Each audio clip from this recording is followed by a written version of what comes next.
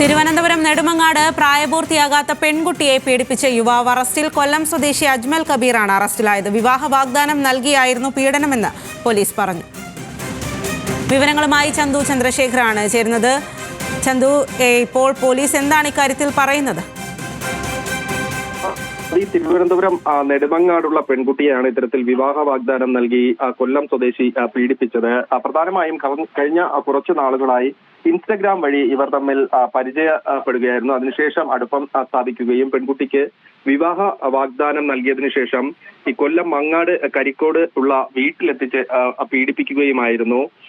ഈ പ്രതിക്ക് 27 വയസ്സുണ്ട്. അജ്മൽ കബീർ എന്നാണ് പേര്. മങ്ങാട് കരിക്കോട് സ്വദേശിയാണ് ഈ അജ്മൽ കബീർ. നെടുമങ്ങാട് പാങ്ങോട് പോലീസ് ഇവിടെ നിന്നും ഈ അജ്മൽ കബീറിന്റെ വീട്ടിലെത്തിയാണ് അറസ്റ്റ് ചെയ്തത്. ഈ പെൺകുട്ടിയുടെ കുടുംബം നൽകിയ പരാതിയുടെ അടിസ്ഥാനത്തിലായിരുന്നു പോലീസിന്റെ ഇടപെടൽ. എന്തായാലും പ്രതിയെ കൊല്ലത്ത് നിന്നും പാങ്ങോട് പോലീസ് അറസ്റ്റ് ചെയ്തതിനു ശേഷം നെടുമങ്ങാട് കോടതിയിൽ ഹാജരാക്കി റിമാൻഡ് ചെയ്തിട്ടുണ്ട്. ശരി ചന്തു.